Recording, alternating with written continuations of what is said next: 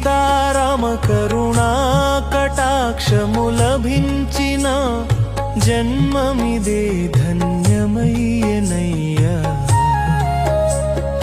రాముని సేవ సుఖము కంటే మధురమేదయ్యా. రఘురమనామమే జీవాధరమయ్యా.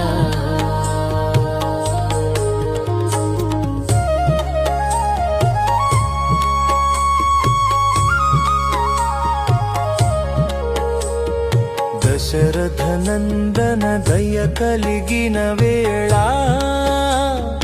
దుఃఖ భారమెల్ల తొలగిపోవయ్యా. అయోధ్యాపతి పాదస్మరణమే నిత్యం ఆత్మకు శాంతి ప్రసాదమయ్యా.